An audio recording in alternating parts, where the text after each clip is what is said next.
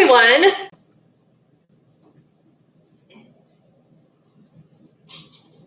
I'm not sure. It looks like there are 4 people here and I have 2 likes. So thank you for the likes. If whoever's here can just confirm that you can hear me and see me somehow.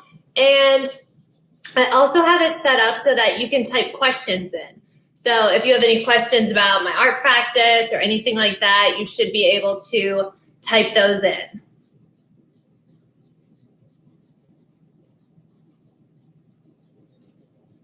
Yes, no, maybe so. Okay, well, I know we have about 6 more minutes until the event actually starts. So I guess maybe if someone just wants to text me to confirm that you can hear me, that would be awesome. I'll get my phone.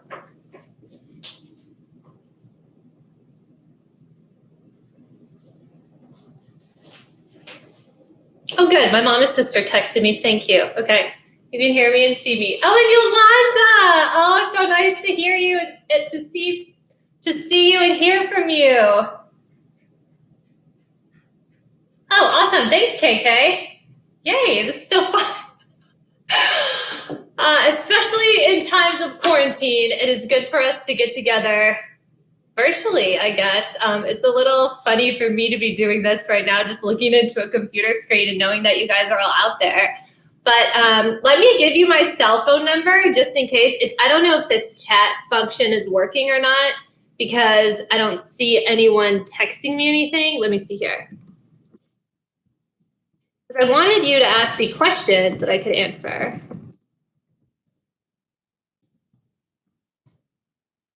We'll see. But for those of you who are on here, I think most of you know my cell. But if not, it's 262-490-3324. Oh, and Barbie's here. Hi, Barb. That's so fun to see you. Aw. Yay. This is awesome. Well, cheers, everyone. I think it looks like there are about 80 people who signed up on the city side calendar. So we've got 11 here now. But does everyone have a glass of wine who is not a Cityside resident? Because now would be the time to get your wine or your cocktail. Oh, hi, Chelsea. Yay. Cool. Oh, and Michael's here too. Cheers. How fun. So I think doing this in my kitchen is just the brightest, lightest area for looking at art. I'm going to turn this light on too, just to make sure.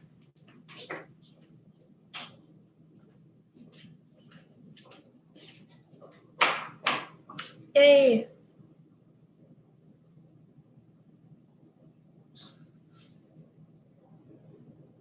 So for those of you who don't live at Cityside, you can see what Sylvie delivered to our door. This adorable little cheese platter with some berries and crackers from the Rosemary. So we're very grateful for that. It's so fun. What I love about quarantine is getting all these little deliveries like to my door or through my patio or friends just stopping by and waving. I mean, it's really like those little things have become so much fun. So this is our little cheese board. Becky is going crazy. She definitely wants some cheese right now. And then we have some wine. So I'm drinking the white, which is Pinot Grigio. Zerby and Jane, hi. Oh, good. And Marge, you can hear me. Perfect. Cool. Well, we'll go ahead and get started for real probably in like 3 minutes. But most of you are Cityside residents, so you know what our kitchens look like. I've kind of turned my entire apartment basically into an art studio right now during this time of the coronavirus. So it's been fun to be able to work in different spaces when I have a break from real work or just at night. I think it's very important right now to be creative and to do things with our hands and to just have different creative outlets and releases. So we will get started in just a couple of minutes. Let me see, maybe Sylvie has something. Oh, One of my friends just said, is it okay if I show up 5 minutes late? It's like, yeah, sure. Come late, come early, whatever. So little Becky's ready to go. She's going to make an appearance.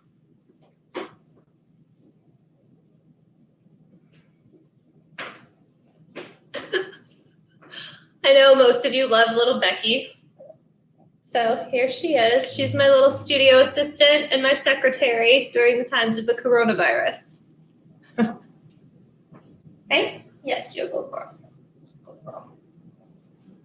All right, I'll let you get settled. Make sure you have your wine, your cocktail, your beer, and then we'll get started.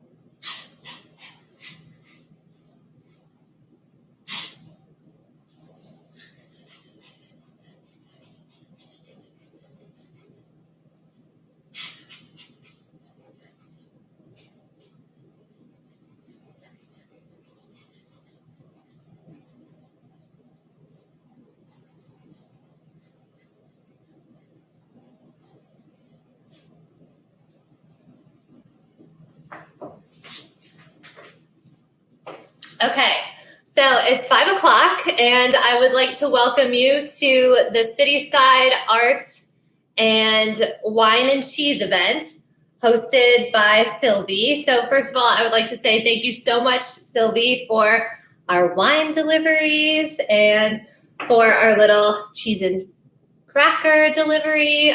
We really appreciate that.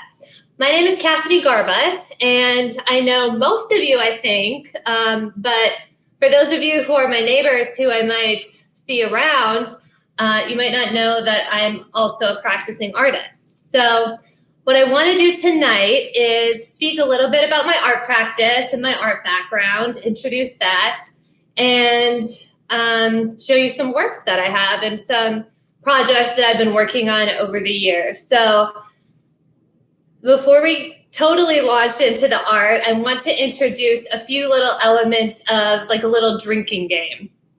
I was talking to my mom and sister about this event, and I know some of you watch Bravo and Andy Cohen and Watch What Happens Live. And on Watch What Happens Live, hey, Topher, Andy always has a word that when he says it, you drink. So I have a couple different things prepared for you.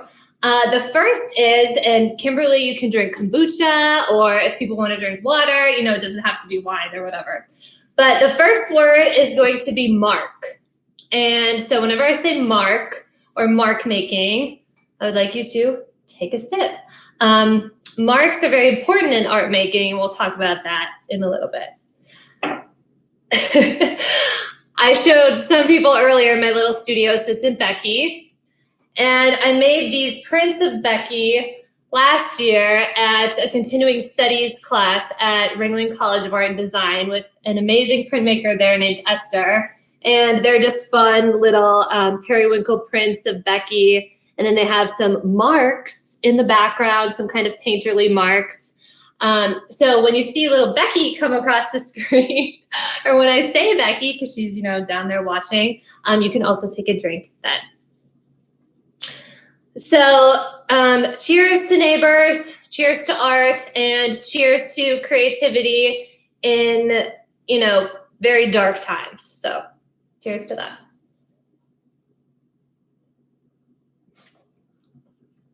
I think some of you know about my background, but I am a formally trained artist. So I studied at San Francisco Art Institute.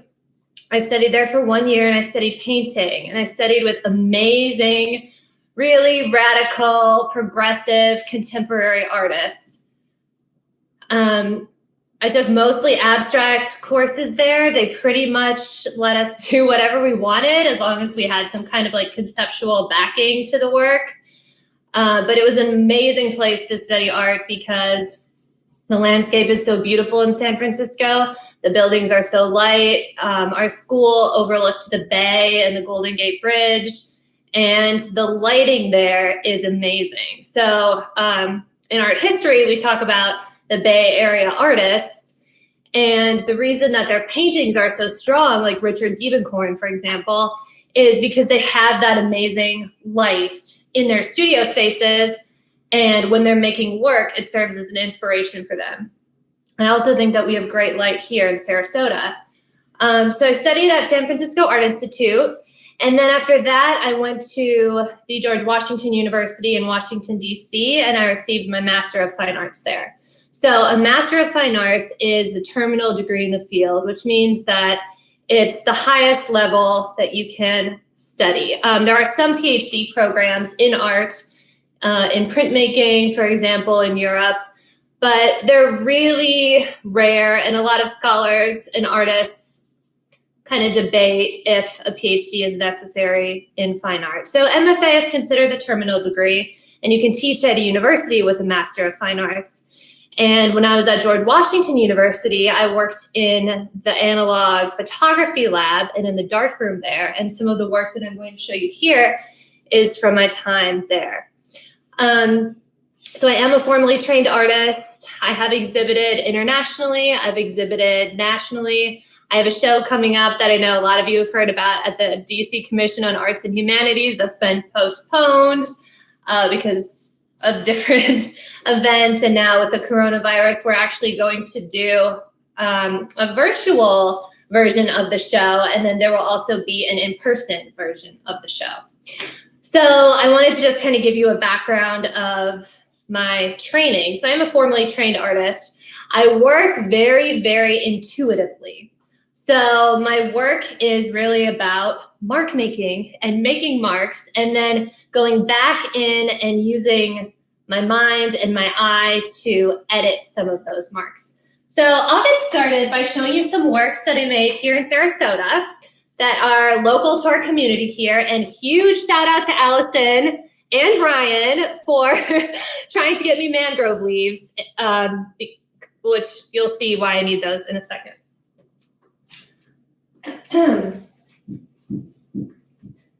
So these are mangrove leaves, which I'm sure you've seen around, definitely on Lido Key, on Longboat Key, on Siesta.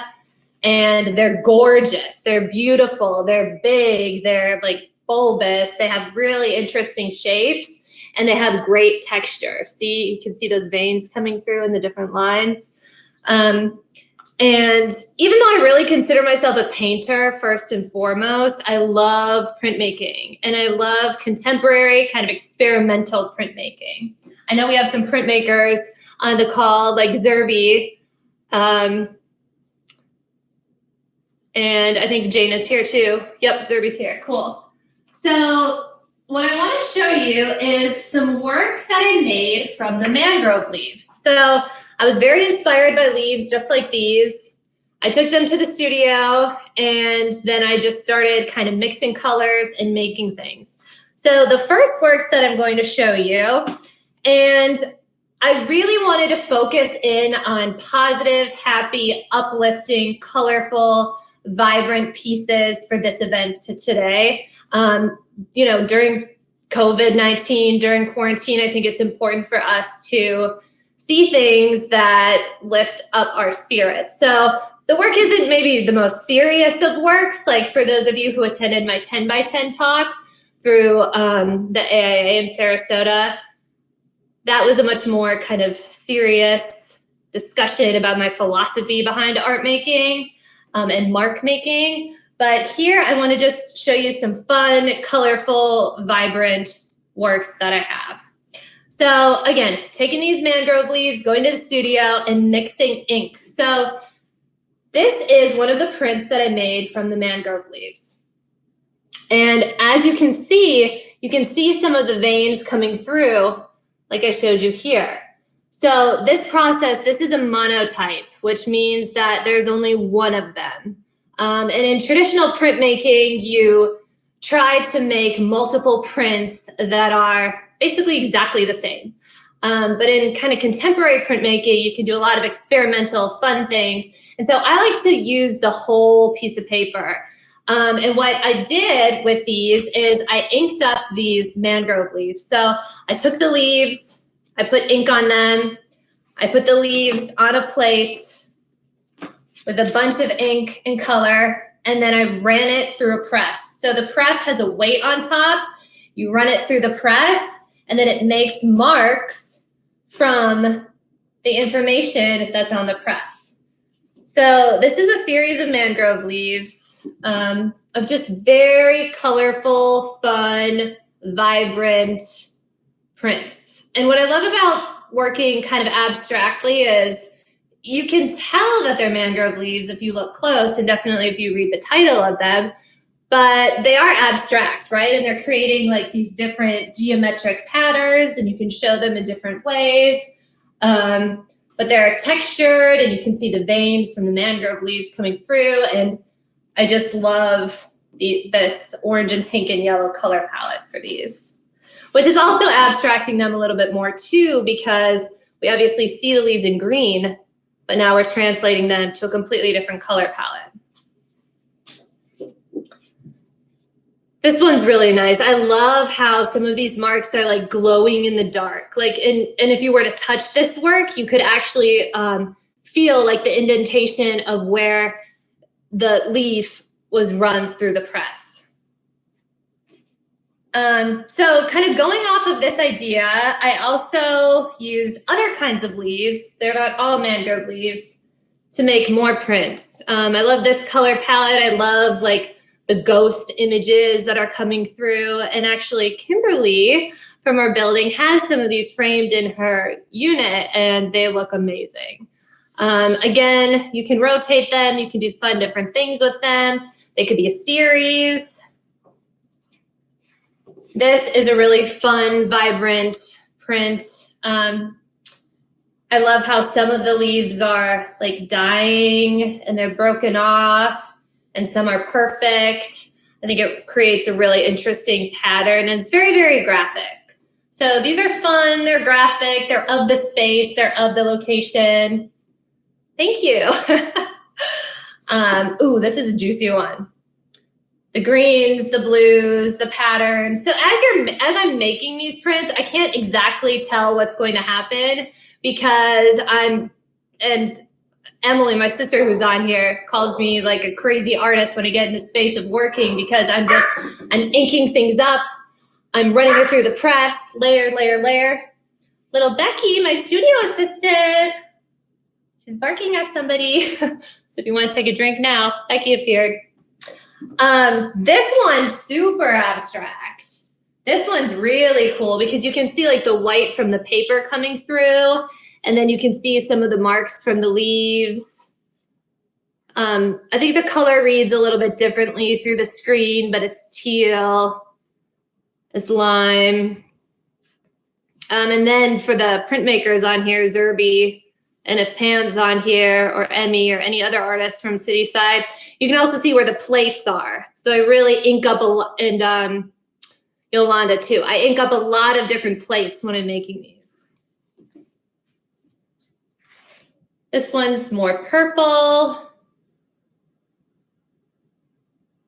But it's just, what I like about these is that I'm taking something I see a lot here, that we see in nature all the time, and, making a fine art application of them. So those are the mangrove leaf prints. These are along the same line, but these are made with sunflowers. And so this is a series, it's a triptych.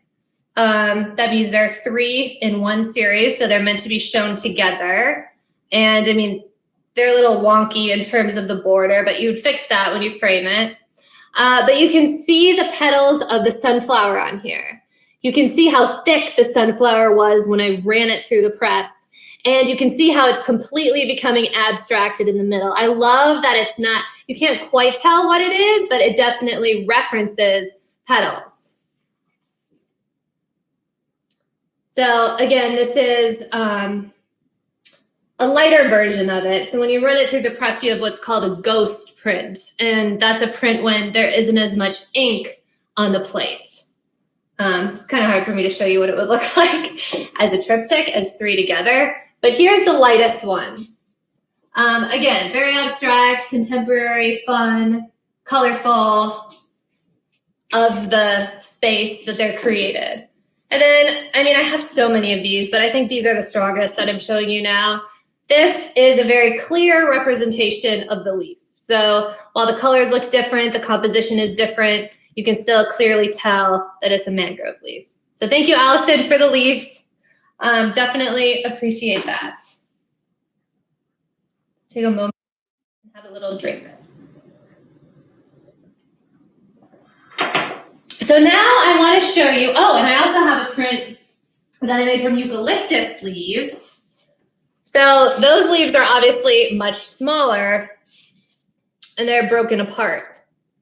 So it's a completely different process than putting, you know, a giant leaf on the press, putting small leaves with stems, and then the marks from the stem become very playful. So this is the eucalyptus print. This is really dark. I think it's kind of hard to see on here, but it incorporates the mangrove leaves, some palm fronds, and then also the eucalyptus. Sea grapes, yes. Thank you, Allison. Sea grapes, good. Okay, so I mentioned earlier that I definitely consider myself a painter, first and foremost. When I first went to art school, I just really studied painting, like I said, in San Francisco. And so I want to show you some fun, colorful watercolors that I have. And I think that these are just kind of like eye candy. So the first one that I'm going to show you is very layered. And there are almost moments in it that read kind of as tie-dye, or as like, some of these marks are kind of like hieroglyphics, or possibly some kind of Asian characters or something like that. So I'll bring this up closer so that you can take a look at it. But layering is very important to me in my process and in my practice. So these are just made with watercolor, and they're kind of like meditations that I do, where I'm sitting there making marks, using different size brushes, different color palettes, and going through those.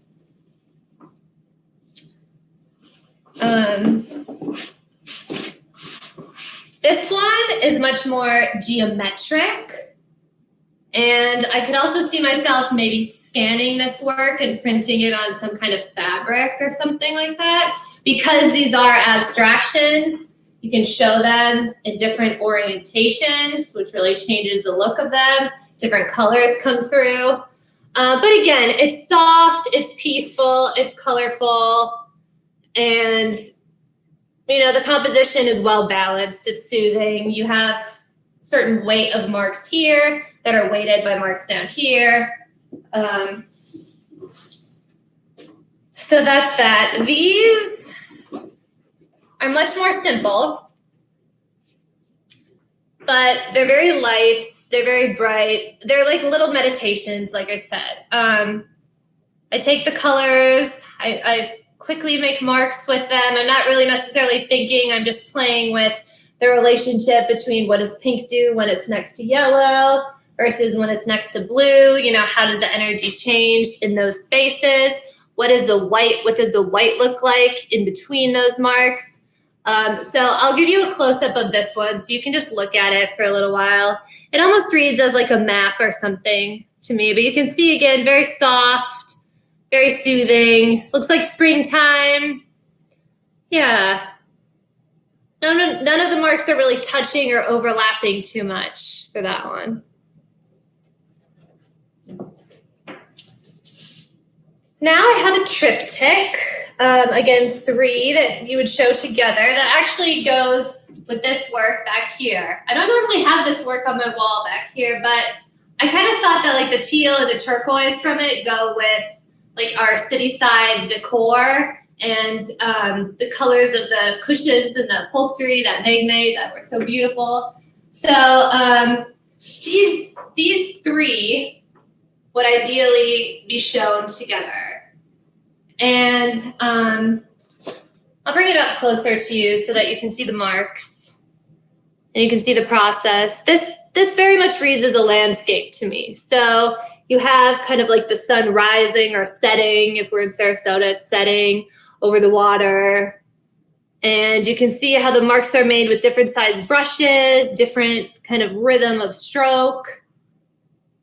But it's definitely weighted by the blue and the green at the bottom.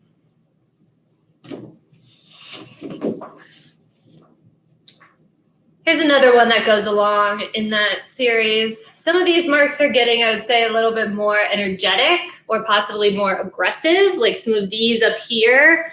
They read very graphically. And now I'm starting to create different sort of architectural forms and structures through the marks.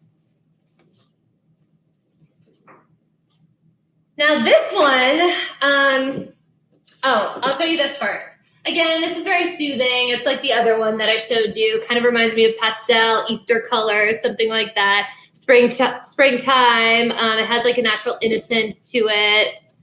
But you can see some of the marks are lighter. They're more watery than other marks. But they're pleasant. They're pleasing. They're lovely. You know, just something nice and peaceful, I would say, to look at. Okay, so this work has kind of an interesting story, and I know that a lot of you who are on this call, I just want to see everyone who's here, have so graciously participated in my COVID-19 fundraiser. And a couple weeks ago, I was in my apartment and I was making work, and I just wanted to do something with the work. I didn't know what that looks like or what that meant, but I called my now really good friend, Chris, who works at Alstead Gallery in the Rosemary District, so very close to where we are. And actually, Zerby connected me with him. And he's a printmaker, like basically a master printmaker. So as an artist, it's really exciting for me to go over there and to work with him, because I say, this is my vision, this is what I'm working with. I want the end piece to have this kind of feel. And then he knows all of these different processes and practices and ways to work. So I knew that I wanted to make prints. I wanted to make multiple, some kind of limited edition, which is what I ended up doing. And I'm selling these 9x9 squares for donation, and I'm suggesting a $20 donation. That's based purely on the cost. So the ink was donated, or no, I'm sorry, I paid for the ink. The paper was donated by Alstead, and then I donated my time as the artist, and Chris donated his time as the printmaker. And I wanted to make something from this painting. So this is a painting. This is a watercolor, and there's a lot going on in here. There are these kind of more architectural patterns that are happening here. There are these big stripes happening here. There are soft little purpley lavender moments in the corner.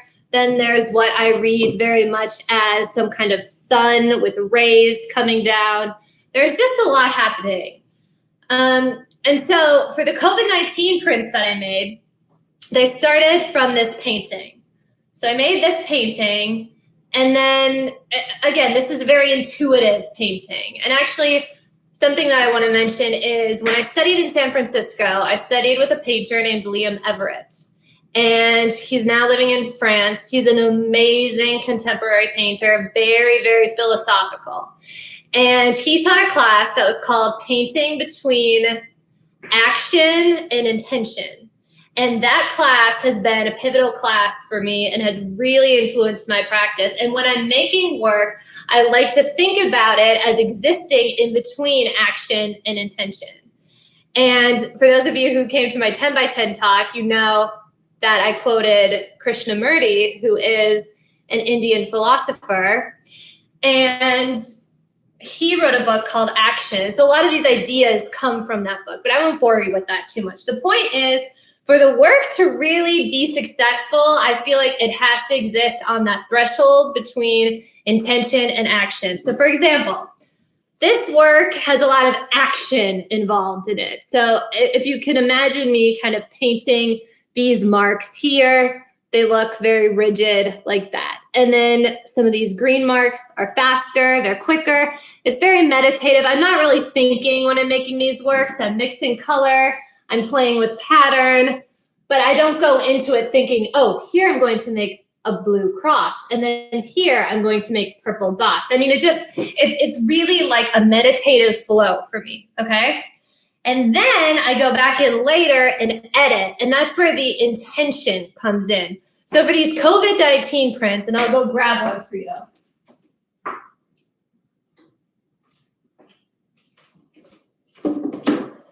I'm editing a 9x9 square of this larger work. And now I have to find the area that I selected, which is this corner right here. So a large painting like this then becomes smaller prints when I go in and crop it out. And this is actually a test print, which is why it has some of these black marks on it and why I'm handling it kind of aggressively. But this is the finished work. And thank you so much, everyone who has donated to this cause. What I'm doing is I'm going to donate all of the proceeds to local charities in Sarasota who are helping people who have been impacted by COVID-19, and they're helping them now. So I posted on Facebook about this morning at 9 o'clock, and I'm already almost sold out. It's a limited edition of 47 prints. But what I found fascinating was people who I don't really even know that well, to be honest with you. They're like a Facebook friend from when I lived in DC who I knew for a couple weeks or something like that, are writing me and telling me stories about how their grandfather passed away from COVID-19, or actually someone who lives in our building texted me and said that her husband's grandmother passed away from COVID and their family friend passed away. And she wants to get 3 of these kind of in memorance, in memorial of them. So it was honestly very, very touching for me to hear from all of you. So thank you for participating in this fundraiser. Anyway, back to the art process, practice part of the mark making. So what I did is I took that painting, we scanned it, we made giant prints of it, and you can actually see this is a test print of the width of the huge print that we made. So I've got other photos on Facebook that you can see. But I like working abstractly because people can see things in the work that speak to them, that's important to them, that resonate with them.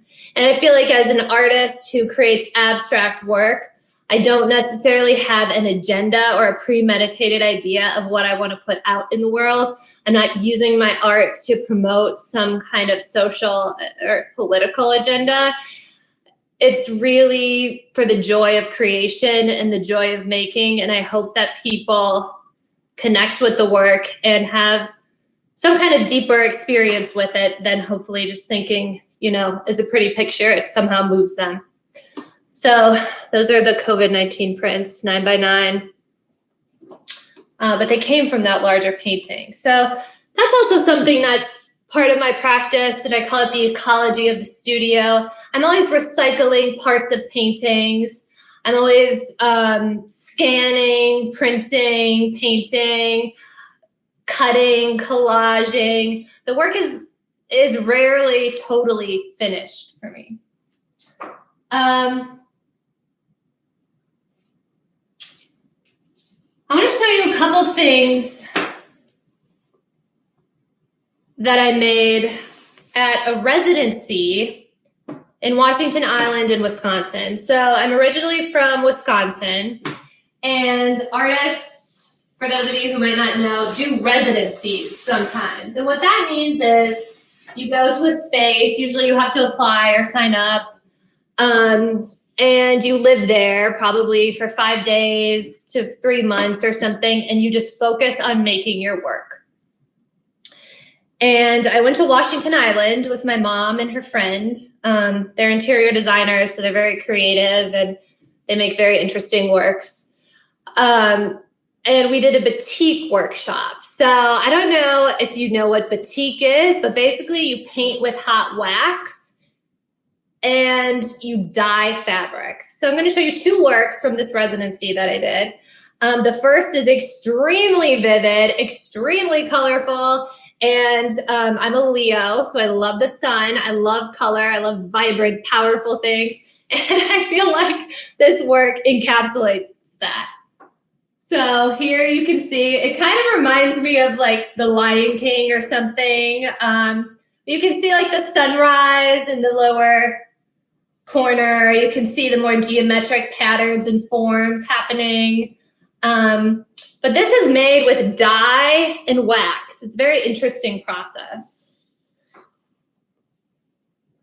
And then this work is much more soothing. And this is made, oh, I actually prefer it this way, even though it is abstract, so you could show it in any way, but I prefer it to be like this. One day I want to frame these in some kind of beautiful shadow box frame or something like that.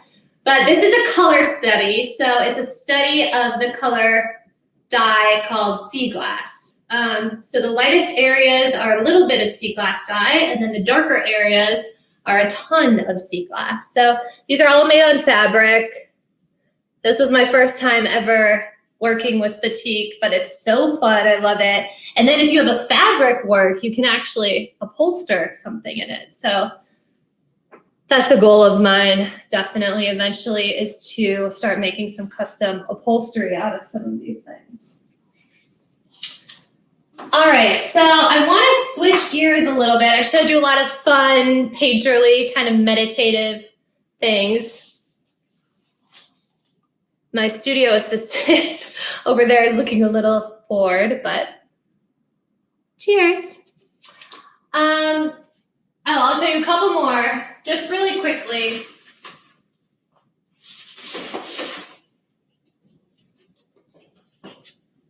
I like these works a lot. I think these would function really well as some kind of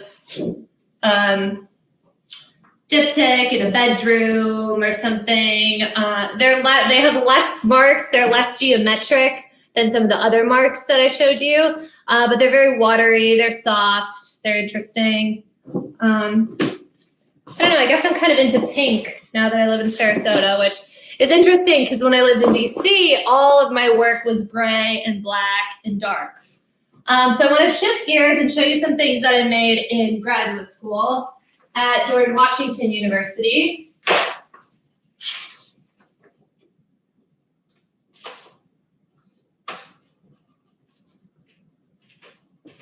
So I mentioned, I think, that I worked in the analog photographic darkroom. So for those of you who maybe aren't familiar with photographic processes, it's dark in there, it's smelly, we're working with like really strong chemicals. But you can see in these works, the same kind of mark making that I make in paintings, I'm now applying to a new medium.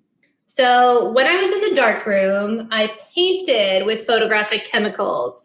So whereas a photographer takes a photo on a camera, obviously, takes that film and develops it in the darkroom, I took out the camera, I took out the film process of things, and I just started painting with photographic chemicals. This is on gloss paper, so it might be a little bit hard to see through the laptop, but what happens when you're in a dark room is the marks develop really, really fast. So when you're seeing white and black, which you can honestly barely even see because it's like completely pitch black in there, you have to stop this image before it completely turns black. So I have some paintings like this. I hope I'm doing a good job of explaining it. You kind of have to be in there to really get the feel and the vibe of it. But this is very, very painterly. So these marks you can see are made with the brush. They have a lot of layers coming through, but it's much more painterly than some of the other kind of like more organic works. I also worked with Barbie dolls a little bit when I was in Washington, D.C., and I made some small prints these are called photograms, where you take an object and you lay it down on the enlarger and then you capture the object. So again, I'm not using film, but I am working in a photographer's space. So I consider my kind of serious, I guess, art practice as functioning in between photography and painting. Here are some more works. I'm not sure how well you can see those necessarily, but here I'm studying the figure, I'm studying movement, just a very different sort of process than some of those painterly. Well, I don't know if you can see that one. Maybe that's not super helpful to show. Does anybody have questions about anything? I want to kind of see what people are saying.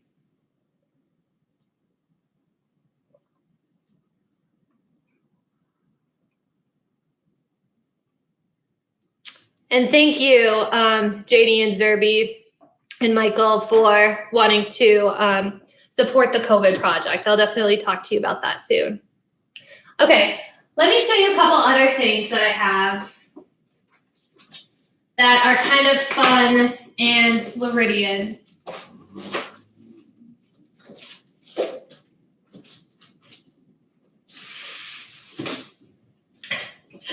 So I'm really big on using the scanner as a tool in my art making practice. So like for these COVID prints that we made, I took this painting, I zoomed in on one section of it, I scanned it, I printed it.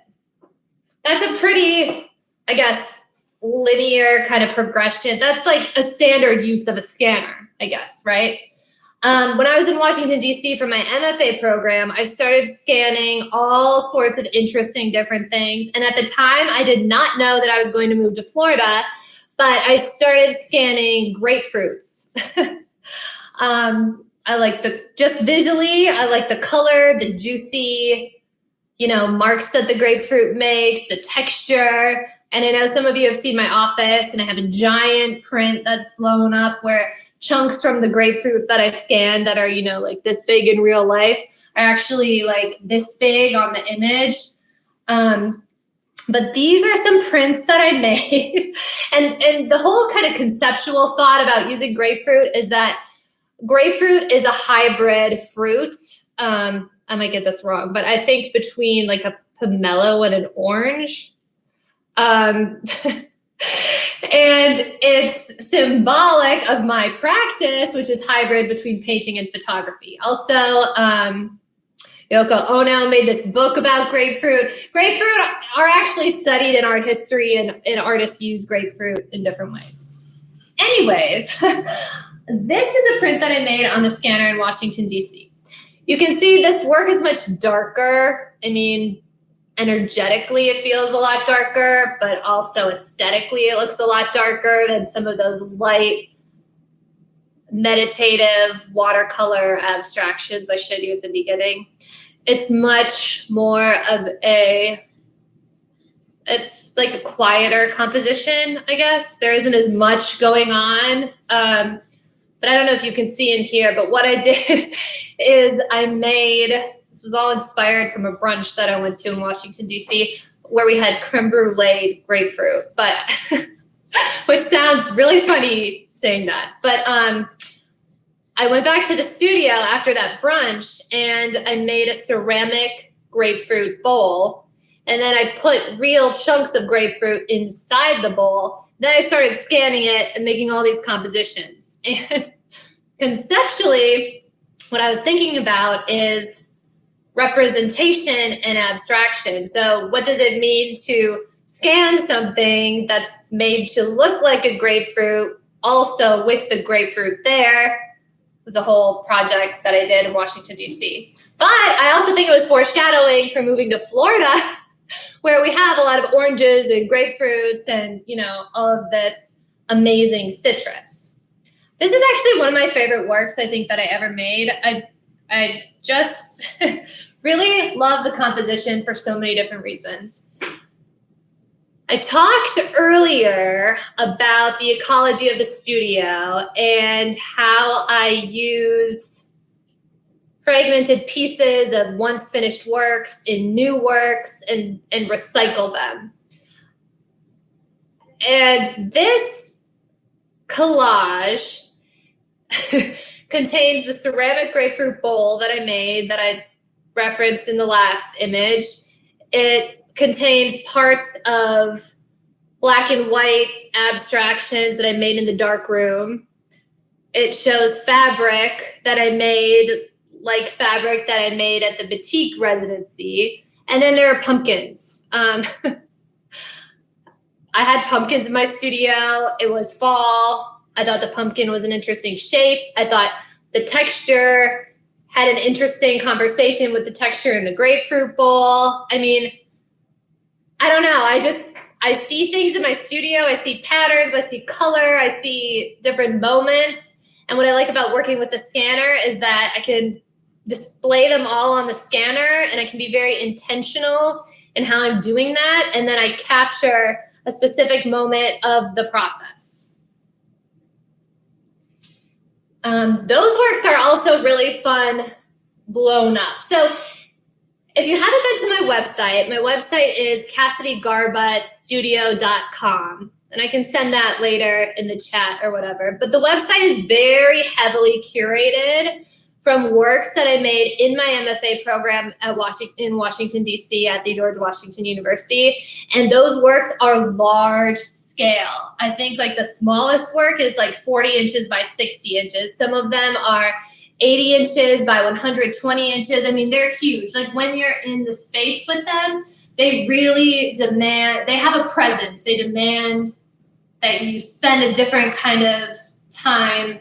You have a different sort of experience with a work that's larger than your body than you do with a small little work that you made about your dog in your art studio, right? So these grapefruit prints look amazing when they're blown up, and they're really, really fun blown up. And if anyone actually wants, you know, once this is over, if anyone wants to come to my office at University of South Florida, I have a giant grapefruit work blown up there. So you can come and visit me and you can see the grapefruit work. All right, shifting back to some other colorful things. I want to show you these because we're in Sarasota. Again, the glossy paper does not really work very well through the laptop here. But these are filter prints. So when I was working in the dark room at GW, I found these filters. And they're now obsolete because the enlargers that we have don't use them anymore. Anyway, I started scanning them. They're very playful. They're in conversation with a lot of different playful, large-scale abstract paintings, even though they're made with the scanner, again, as technically a photograph. These are amazing when they're blown up. But I think they're fun in Sarasota. Like if you had a mid-century modern house or something, you could blow these up. And while they read as abstract painting, they're actually photographs. So they're kind of conceptually interesting too. So those are the filter prints.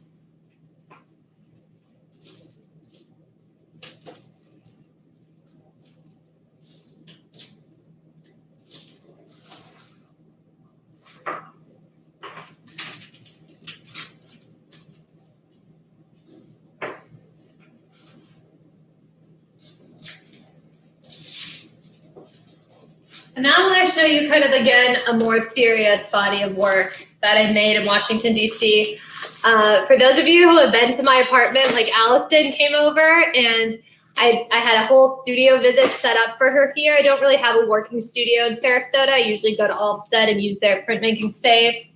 Or sometimes at Ringling, I can work with the printmaking faculty there.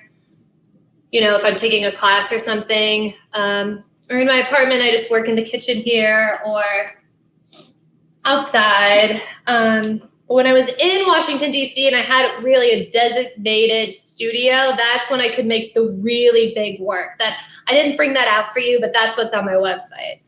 And I want to show you some works that are more serious. They're much darker, again, aesthetically, but also kind of conceptually.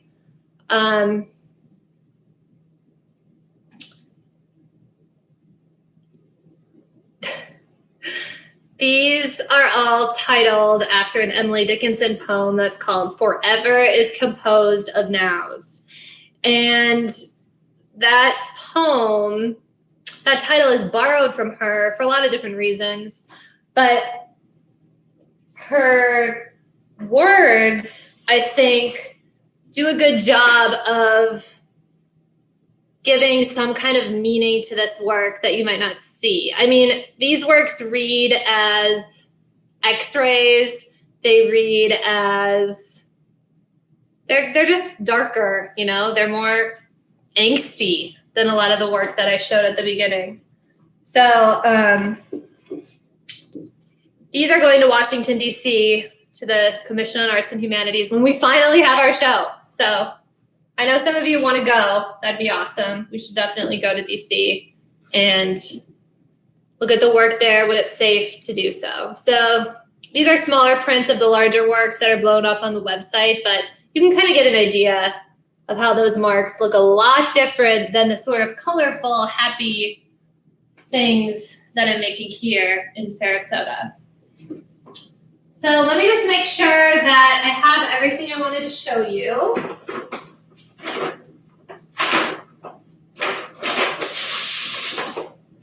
I'll show you a couple more.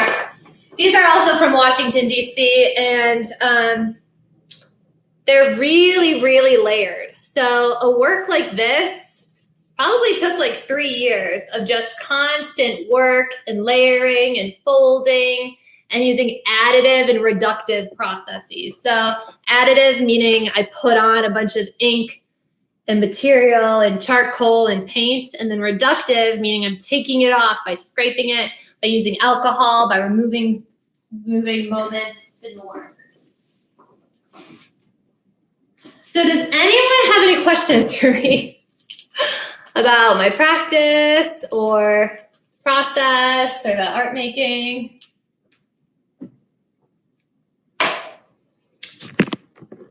If you want to type anything in, I'm happy to answer that. Otherwise, I was going to just kind of paint a little bit here for you. Little Becky. Girl. No questions?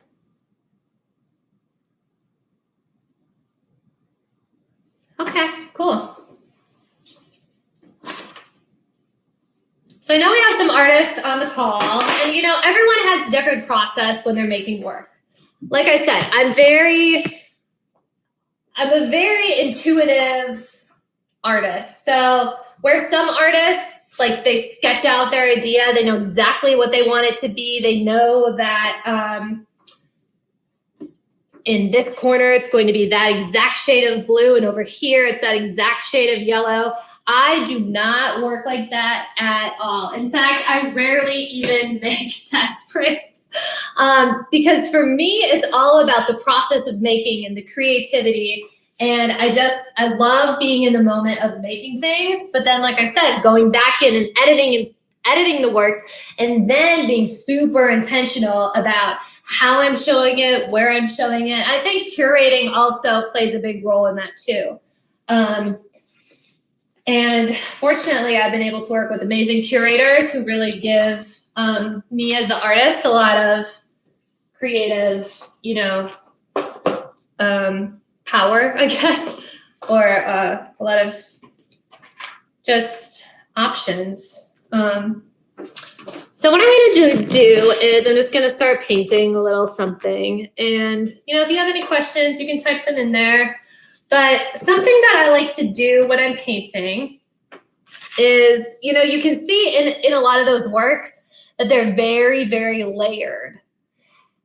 I also like to hide certain moments of the work when I'm working so that it is more action oriented, it is more intuitive, and then I can later go in and zoom in and edit on things. So having said that, I like to put down paper even when I'm making little works because this backdrop here will have really interesting marks on it when it's all said and done.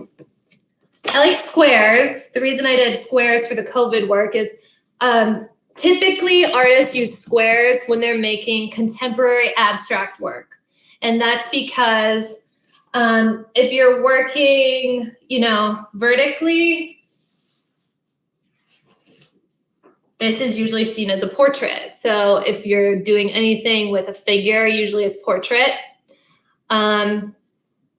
If you're doing something horizontal, it usually reads as a landscape. So squares lend themselves very, very well to abstract works. And the most important thing to remember, in my opinion, in my humble opinion, about working with squares is the corners. And when I work, I like to move the corners around. I don't like to have like a specific orientation. I like to kind of play with those. Oh, got a couple questions coming in. A two-part question. Okay, cool. When you are creating these very complex additive pieces, do you have a vision at the beginning for what it will look like? No. I rarely ever have a vision for what something will look like at the beginning. But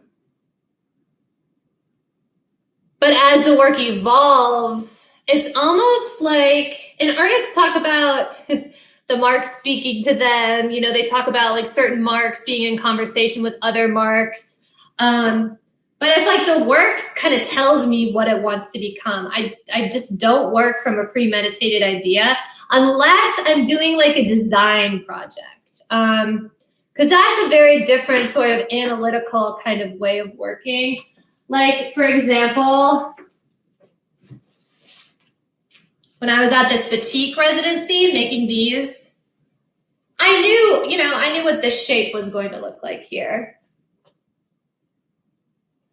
I knew how these stripes, the stripes would read versus the diamond would read or something like that. But really when I'm painting, I'm just kind of going for it. I'm having fun. And then after a few days or months or years, then I look at it again and I'm like, oh, okay, this is how I can edit it. I can cut that out. I can crop that. I can enhance this one area. But when I start, I really, to be honest with you, I don't really work from a sketchbook. Like I said, some artists do, some artists don't.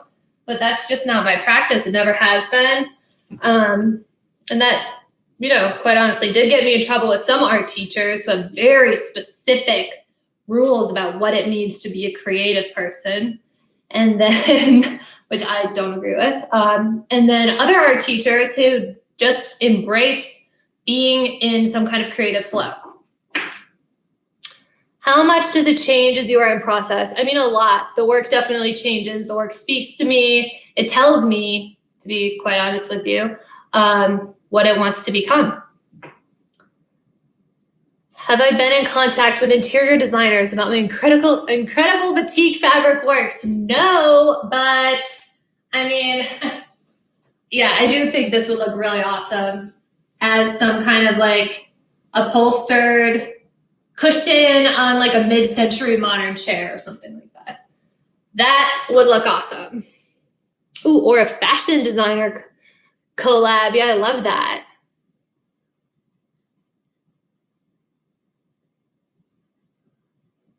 I just want to make sure no one else has any questions. Okay. Well, cheers, everyone. I hope you're enjoying your one. So I'm just going to kind of start making some little works. If you want to stay on and watch, great. You know, if not, that's fine too. Something that I learned in art school that I think is very important is when you are making these paintings, you want to use, or I think it's interesting if you're working abstractly, to use a lot of different kinds of brushes because each brush makes a different kind of mark. And palette knife makes a way different mark than a brush like this, right?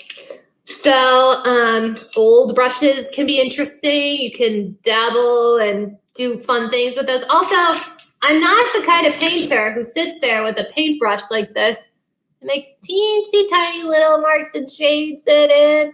That's awesome if you work like that, but I don't. I mean, I think you can see that in the works. You know, they're not that controlled. But yeah, so working with a bunch of different brushes is really helpful. So I have my little watercolor set here, and I love this box. I think this is like Japanese watercolor or something, but I like how they're all in this box. And I'm a messy artist. I'm a super messy artist. I'm not clean cut and analytical about any of it unless I'm sitting at the computer and editing things after I've been working for a long time. So let me get some water here since these are watercolors. We're gonna use some water. And what colors are you guys feeling right now? I feel like I showed so much pink and I'm wearing so much pink. But you know, one thing about these COVID-19 prints is I really chose green and blue and even yellow because they're peaceful, calming colors. You know, color like red, much more intense, much more energetic. There is some red in there, which I think is fine, but I wanted them to be kind of inspired by nature a little bit more with the greens and the blues, a little bit more peaceful, right? Because we need that right now. But I also didn't want the work to be like this peaceful, which is very, very, very feminine. I actually made some of these works, and I don't even know if this painting is done or not yet. I'll probably do other things to it. But for some of my friends' weddings, they asked me to make paintings as like the guest book. And then we had all the guests sign in metallic colors, their names, their signatures, their initials or whatever. So this is one of the works that I had made for my friend Lauren. So what colors are we thinking? Red. Oh, okay. Pink, pastels, orange, color of inspiration. Wow, okay. So basically the rainbow.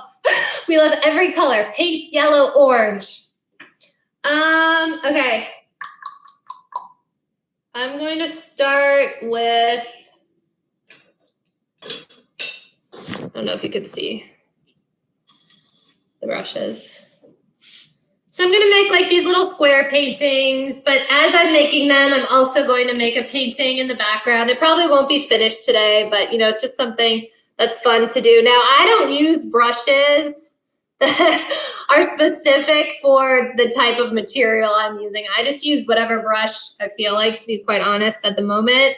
But some artists would probably like cringe at, you know, the use of a special brush for watercolor or whatever. So I saw we wanted red at first. So, oh, this is actually like way more fuchsia. So like I said, with squares, it's nice to really pay attention to the corners.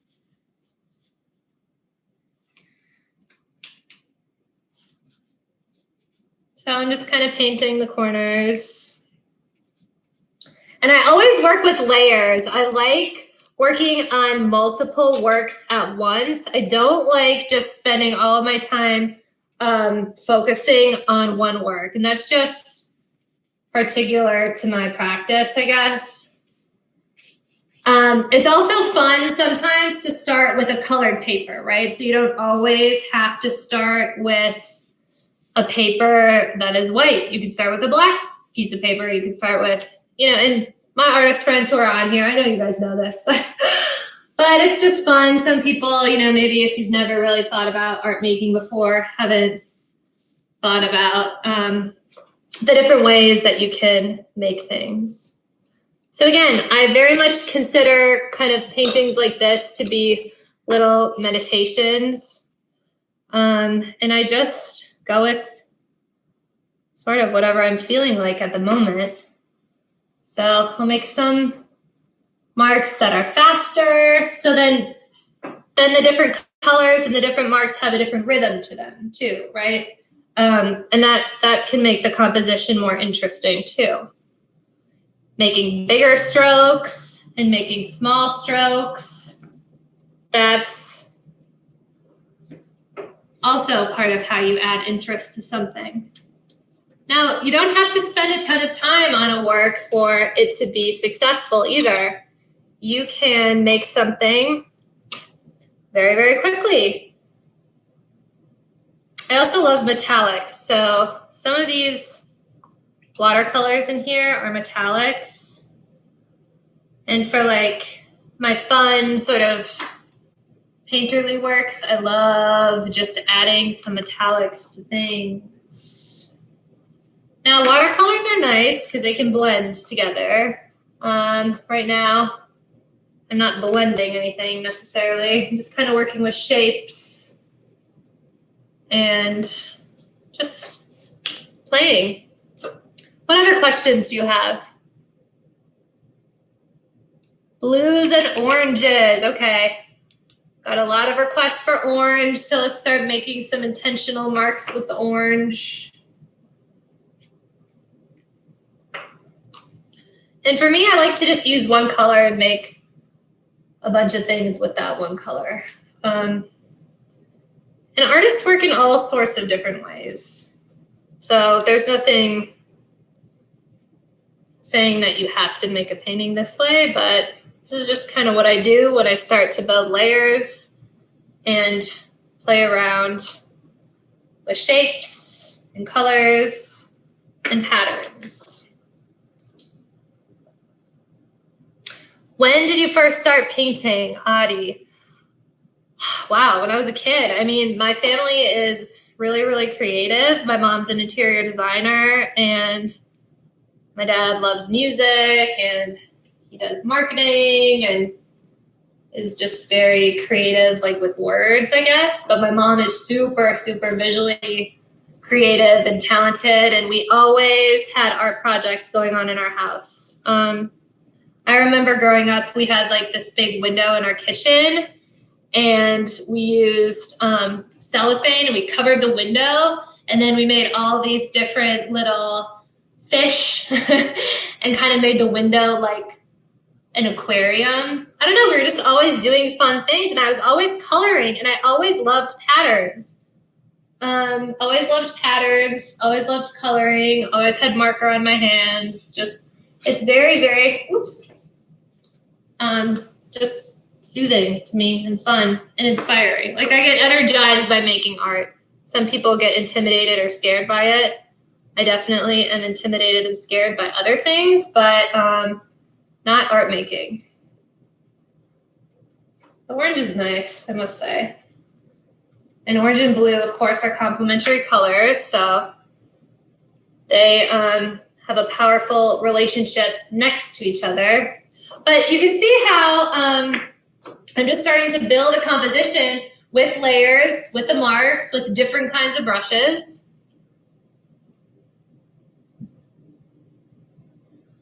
Oh, that's so nice to hear your compliments on here. What other questions do we have?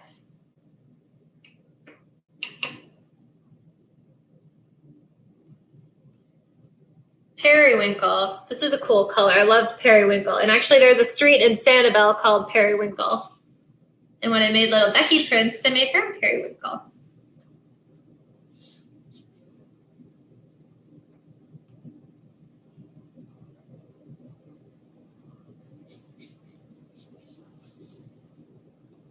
See, this color looks completely different on this paper than it does on white, too.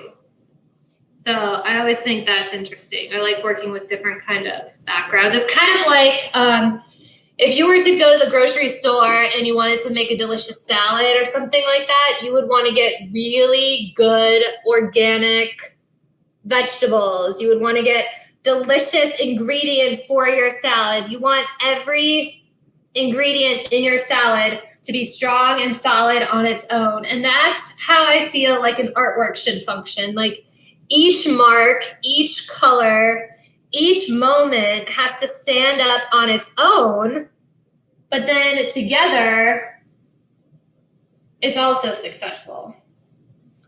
So I had an art teacher once who told me, never leave a painting until you feel like it's in a state where it feels balanced. Even if it's not finished, keep working on it until it's at least balanced.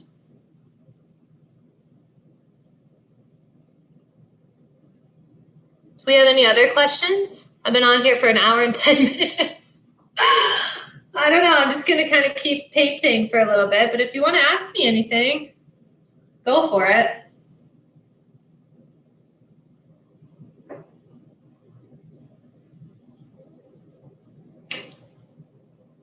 See, for me, this is just like really fun and grounding.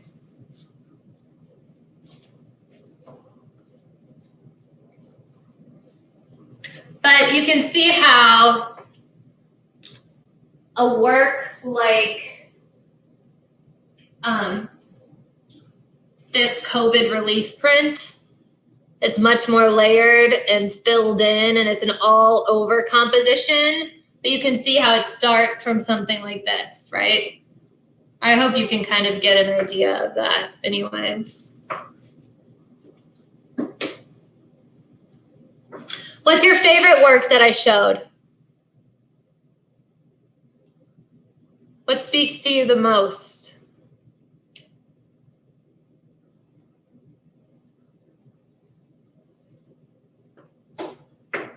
Okay, here's the red. Now, I like to, and you'll see this in the COVID relief print too, I always like to make little squares out of red. So there we go. I mean, red is extremely powerful. Your eye will move pretty much right to the red moments. I mean, think about it. If someone's wearing red, you're definitely looking at them, right? It's a strong, intense color.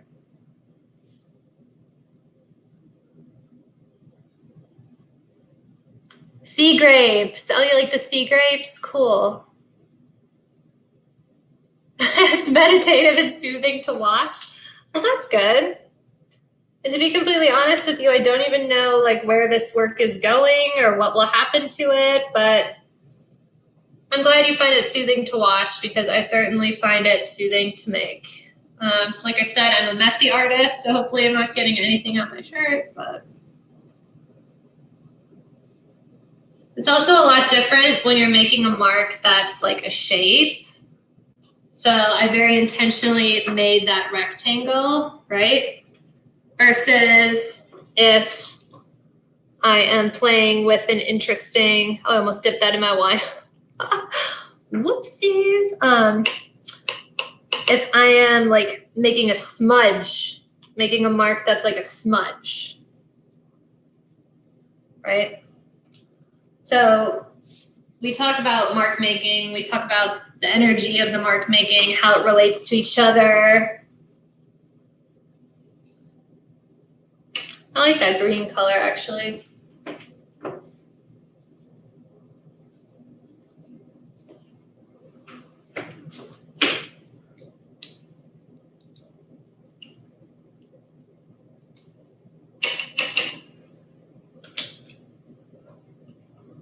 I like to listen to music when I make work. We can't on here on the YouTube channel because it will cancel the live feed.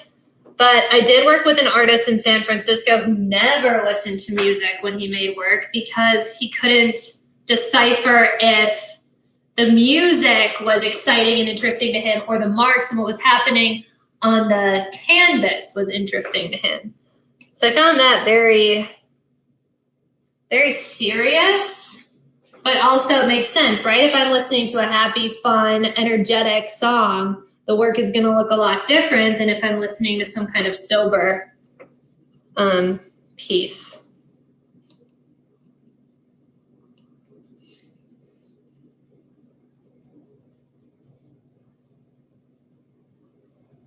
So I didn't even think about this until I just did it. But again, green and red are complementary colors. So those will interact a lot differently than if I put red next to orange or red over yellow, right? I know we have, ooh, that looks nice. See, I'm always drawn to super vivid, kind of juicy looking things. So that was fun to make that mark and see that kind of come through. And again, the colors look a lot different on this paper than they would on white, right?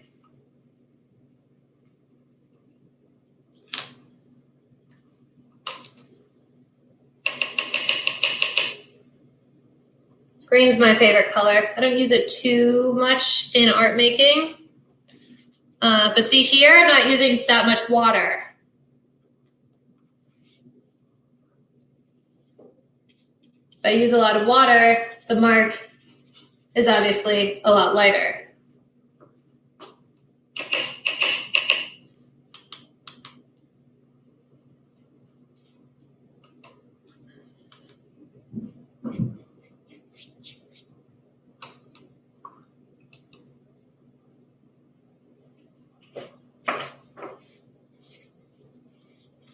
And I could do this all day. I mean, some people, they get really into books they're reading, or they're just really good writers. Ooh, see, that's a nice color. I like that teal. That's pretty. So now that I saw that, I'm going to use a bigger brush and bring that teal into the work. So now I'm going to move these squares a little bit and go in and see what happened behind those moments and start filling those in. So I like working in ways when I can't really honestly see everything that's happening. I find that very interesting. I find it more interesting, again, than if I had a premeditated idea of exactly what I wanted the work to look like, because then I'm just executing an idea. Here, I have an idea. I'm using colors. I'm using pattern. I'm using different size brushes. I'm only using watercolor right now. I'm working large scale. I'm working small scale. Those are my ideas, but I'm not so focused on the final image. I'm letting the marks and what's happening from working this way sort of lead and guide the practice and the painting.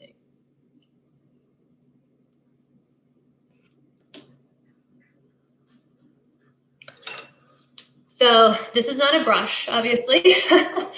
And you wouldn't really use this with watercolor because watercolor is too wet. But these make really interesting marks. Like if you're working with acrylic, you can kind of go in and draw like into the paint. I don't know if you can see that very well or not. You can push it around and move it in different ways than you can with a brush, but it's not the best tutorial for that right now, I guess.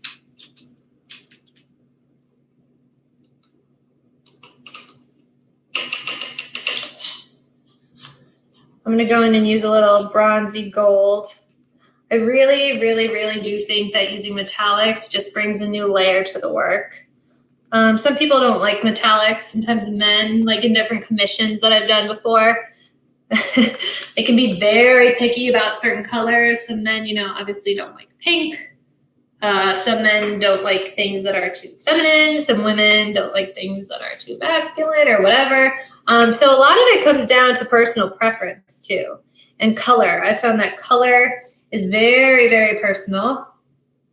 See, like that purple, it's okay. I mean, I like it, but it's not my favorite color in the entire world. Even though when I was younger, I loved purple, but some people would love that mark. So Art is subjective, you know? It's also objective, though. You can look at something, you can tell if it's well balanced, if you're following certain rules as a creative. But then, I mean, a lot of contemporary work just throws all the rules out the door. So I like to think of art as a space where rules don't necessarily apply.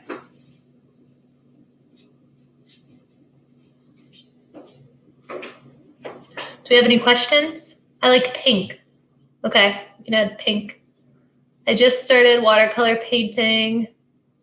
Zerby set me up with paints, brushes. Oh, nice! Start collecting now. So funny.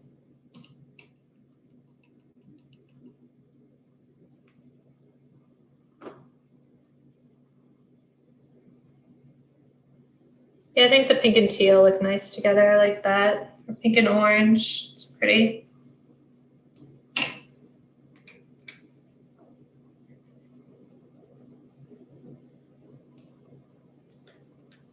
I've never done like a little painting demo before. Ooh, see, I like those colors. I like coral. Coral is definitely one of my favorite colors. I think color theory is very, very interesting. I mean, certain stages of my life, I've really limited my palettes. For example, when I lived in San Francisco, everything was very light blue. Like I used a blue that had so much white in it, or I guess a white that had just a tiny bit of blue in it. I mean, it was very, very icy. That was like the color that I had in all of my works in San Francisco. And then, like I said, when I moved to DC, I really removed color from my practice, from my process, and was able to study mark making that way in a completely different way. Because I think that I naturally rely on color a lot. And there's nothing wrong with that. But as an artist, I wanted to challenge myself. Ooh, nice. Not to rely on color as much.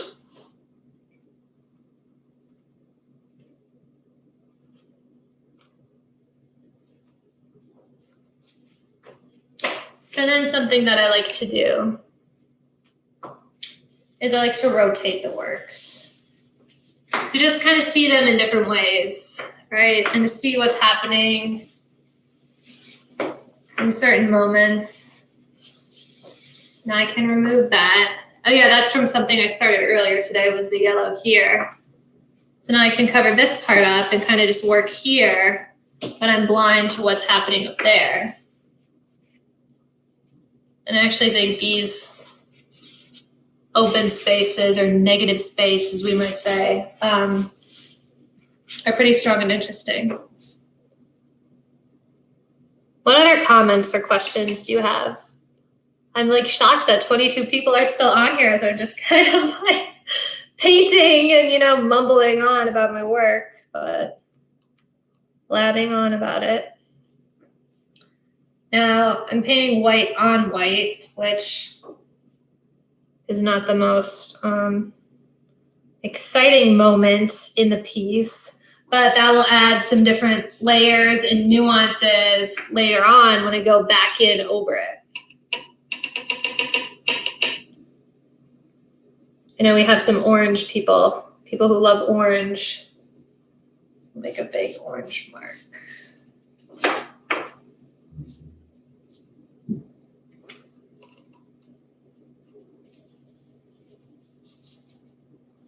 Now, watercolor dries pretty fast.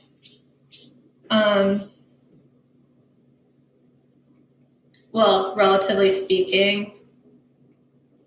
So you can't really change it too much, especially the way that I'm applying it. I know some of the artists on here probably would not apply watercolor this way, but like here, I'm not really mixing it with water that much, but.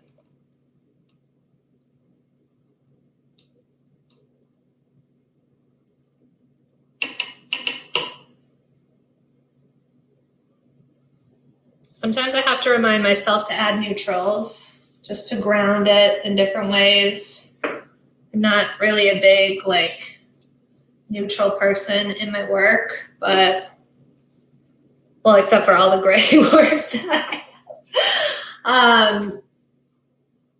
But it does add depth and kind of a sophistication, I think, to the work sometimes, especially when you're using all these super, super bright colors, right? And now these I might use as cards or something like that, or I might go into the studio and find a representational image and lay it over that or something like that. Or I can just leave them as little square abstractions.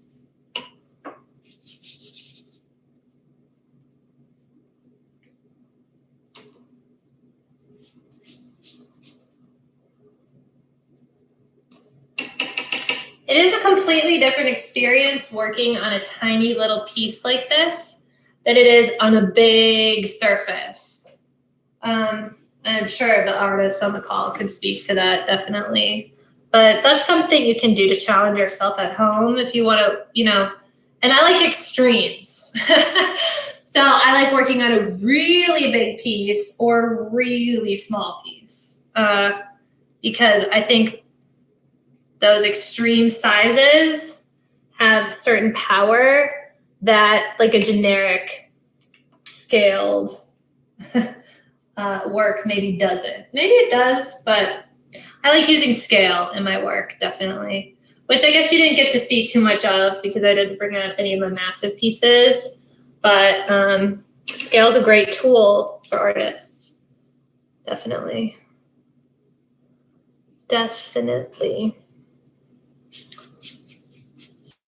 So honestly, I just kind of play when I'm in a space like this, and I mix. A lot of artists don't like using this muddy water. I mean, honestly, I wouldn't suggest it at home if you're just starting out. But for me, it's kind of fun. I don't know. Again, pay attention to the corners.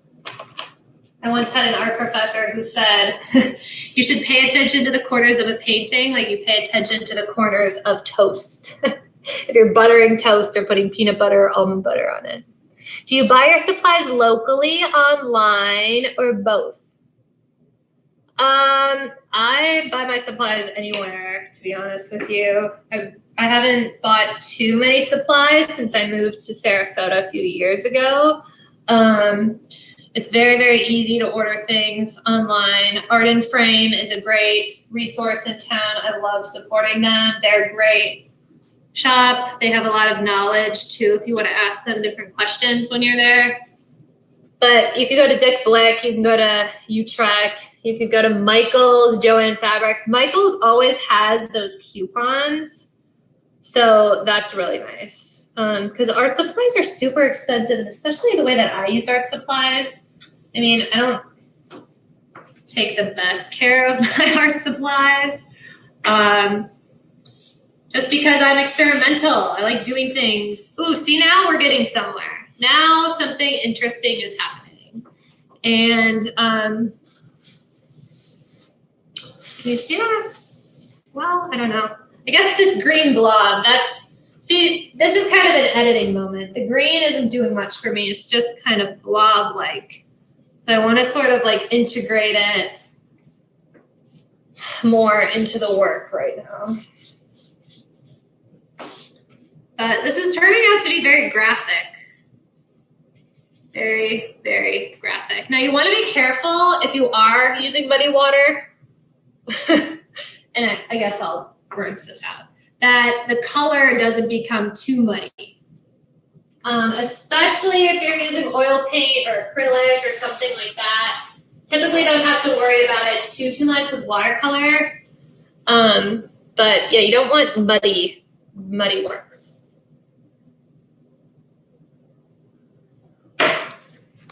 What other questions do we have? I wish we could be there at your counter painting. Oh, that's so sweet. Thank you. You are here at my counter painting, watching me paint.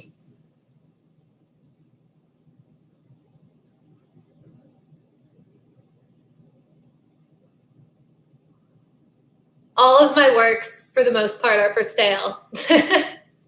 Marge, yes. I have certain favorites that I might not say. Everything I've shown today is definitely for sale. So you can talk to me about that. You can email me. You can call me. We can figure something out. Like I said, my website's super heavily curated. Doesn't have a lot of this work on it. That's fine. If there's something you love that I showed today, we can definitely figure something out. I've also done commissions in the past. Now that's a completely different way of working. I think somebody asked me about like my thought process when I'm making work. When you're working on a commission, you are definitely working from an idea. You are working from your client's idea. And so a lot of things get lost in translation. So it is a good idea when you are doing a commission to use sketches, to do color studies. You know, I learned this the hard way. But I would show them something, like for example, I would say, this is a color study that I did. This could be a little sketch. You know, you can make a larger work like this or something. This is the exact orange that we're going to use. How do you feel about that? I mean, those are kind of the questions that you have to ask when you're working on a commission so that the client is involved in the process so that they're not surprised or you're not surprised at the end when they love it or they hate it or, you know, the husband loves it but the wife hates it or vice versa. Okay, so let's see what's going on.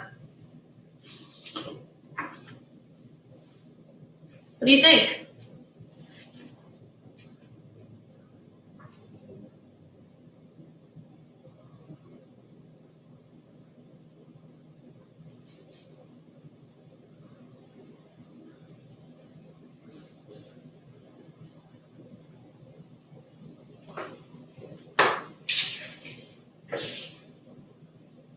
Thanks, Sylvie.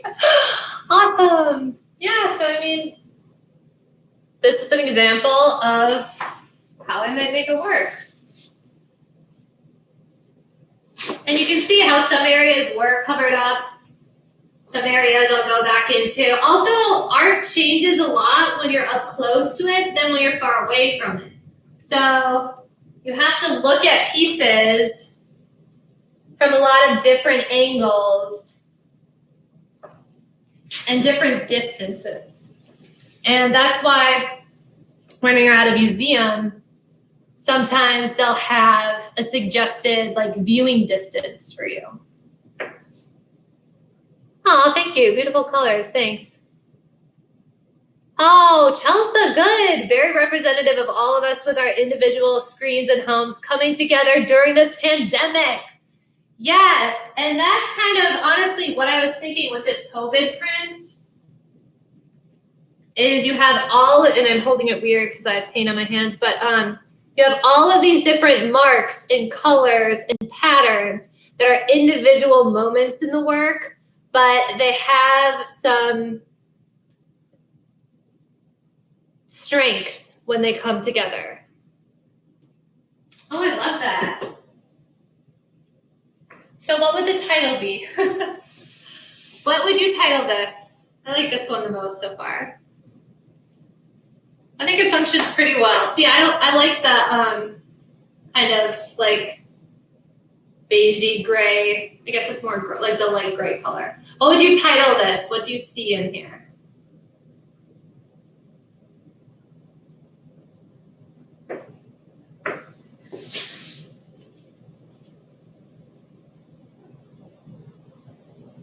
Ooh, the empty boxes is symbolic of room for growth. Yes, I love that. Moments together. The batik paintings. Yeah, Chelsea's comments about the screens. Oh, good. See, I wasn't even thinking that, but yeah, the squares, the rectangles, the laptops. Interesting, because I really don't make. Yeah, that's super interesting, because if you see some of the other works, they're like a lot more organic, right? This is something I made a while ago, but it doesn't have those like geometric shapes and squares and things in it. But interesting, I have been using squares a lot lately. Oh, cool. I love that. I love it.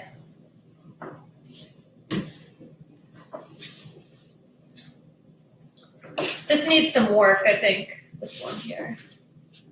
So this is what I'm talking about. Like before, very intuitive, free flow, just kind of making what was coming to me, I guess. And now I can go back in and say, okay, this area right here, where it's like a blob and then some watery green yellow marks, I want to focus in on that, and I want to make something interesting in that moment. So let's see. Let's see what comes through. I'm going to use black, which I really don't use black that much in my paintings. But now that we're talking about screens and computers and all of us together but separate, it feels like a good moment to make some kind of black square. So now that I made that there, I need to balance it with something somewhere else. So I'm feeling kind of like down here, balancing with some black marks. It's very loose. My style, my aesthetic, my process, my practice, my way of working is very, very loose.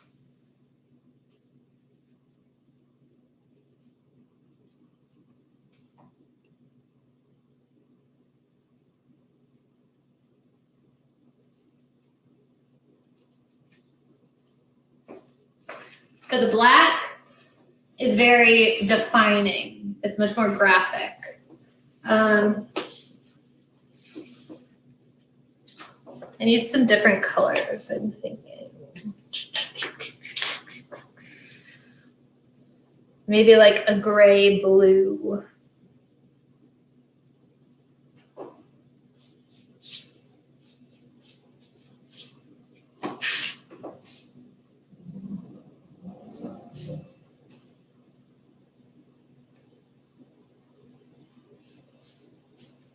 Yeah, that's a nice blue right there. That's nice. I like that. And I know I talked about this before, but complementary colors, blue and yellow, those always have certain kind of energy.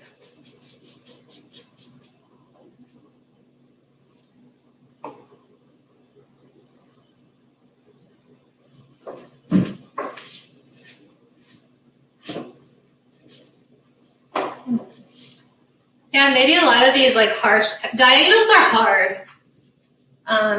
You learn that in any kind of painting class that you're in. Diagonals are hard. They're very, very harsh. I don't know. I guess I'm just working with diagonals right now because of everything that we were kind of talking about.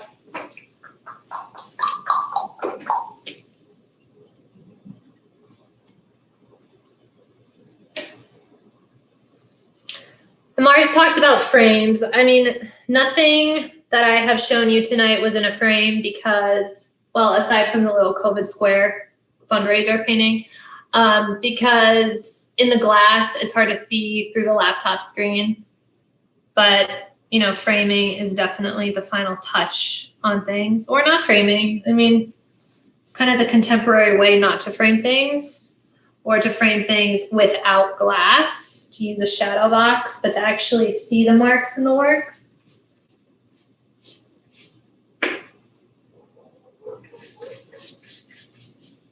All right, someone give me a color. I'm feeling like this is a little harsh.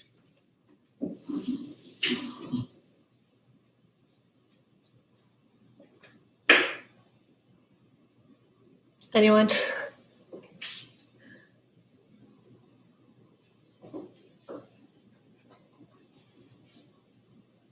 What color would you add?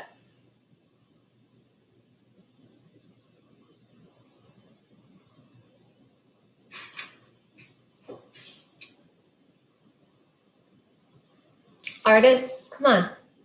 Come on, artist friends.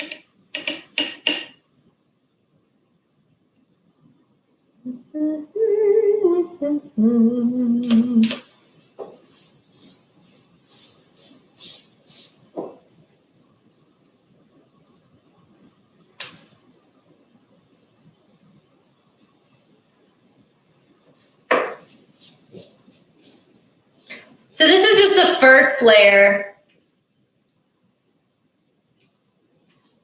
Metallic, white, yeah, I think we do need some kind of neutrally things coming through. This is a little wet now, like in certain areas, so I need this to dry for a little bit. And we'll check on this one. I mean, I actually think this is pretty successful for a lot of different reasons. This would be nice with some metallics coming through. Yes, some lighter metallics, silver, white.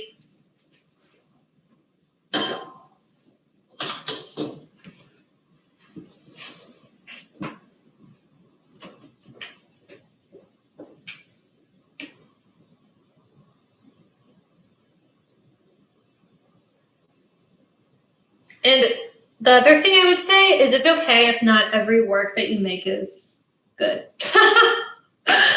Right? I mean, don't be too hard on yourself. Art is about playing. Art is about creativity. Art is about expressing a moment. And that's where the editing process comes through. So I don't know if you can see this, but the metallic is looking really good on those negative spaces that we had from the little squares, because it's just giving it an extra layer, an extra kind of like nuanced moment there.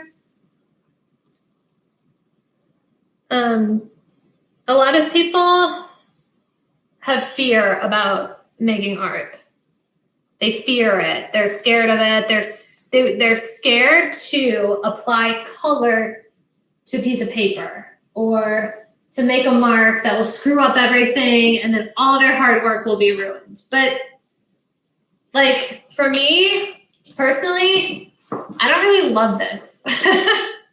I don't think this is like that awesome, but I'll go in and I'll fold it, or I'll rip it up, or I'll collage it, or I'll just keep putting layers on it. I mean, it's not over yet, you know? So, and I think that's very symbolic of life. Like art is all about the process. And if art has taught me anything, it's to trust the process and believe in the process.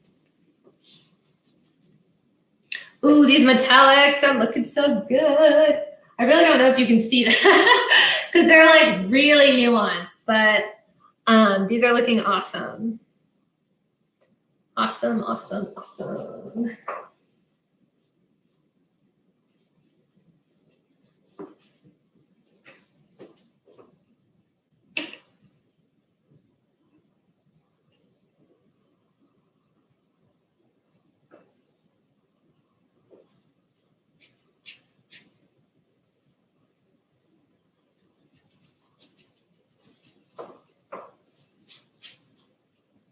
And actually, these marks are super cool. So I think earlier I told you this isn't really a tool, this little spatula that you would use with watercolor in like a painting class. But that's what I did here. I don't know if you can see that texture, but it creates like a very interesting texture when you kind of carve into the painting or you draw in the paint with a tool.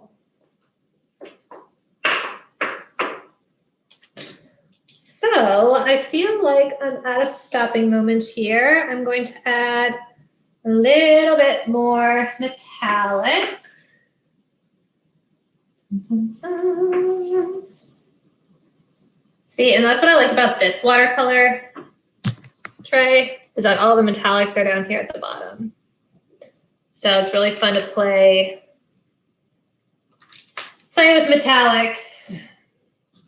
But I have found that in my practice, metallics, like people either love them or they're like, ew, why did you add that metallic? Also, as an artist who goes to art school, like if you're like professionally trained as an artist, you have to have tough skin.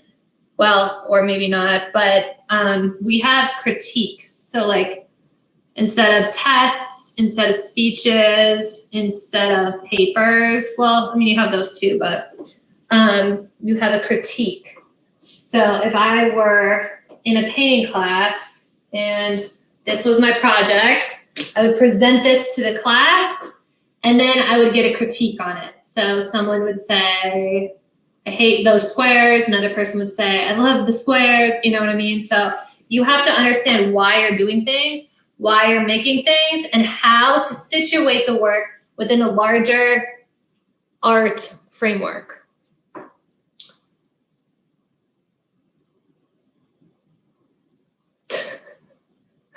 I'm just reading all these comments. Maybe you could do a special display area in lobby. The COVID works would be on mass display. Yeah, that'd be fun. That would be really fun. Yeah, because I mean, I feel like it's kind of a collaboration. You're here, you're giving me ideas about the color, you know, the energy of this moment, of us discussing the work and the practice. That all definitely goes into it. So I think I'm going to stop here because, again, they're wet. You don't want to work when it's too wet because you'll just start getting muddy colors. You'll start mixing things. It'll be hard to get like a strong mark on the paper.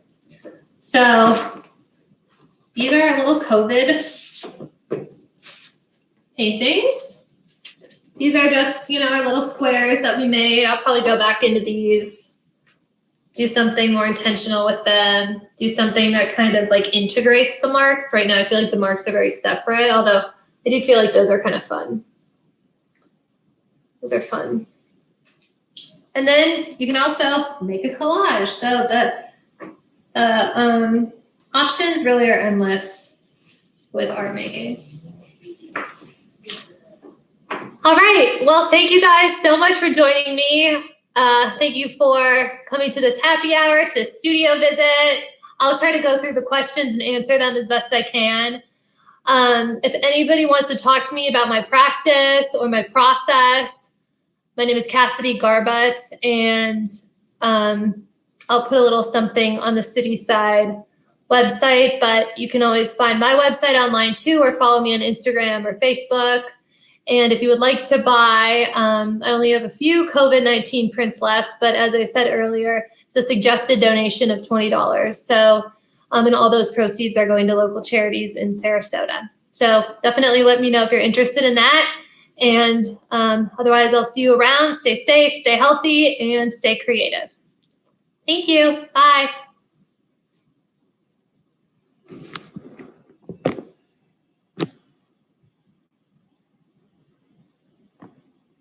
Oh, and cheers.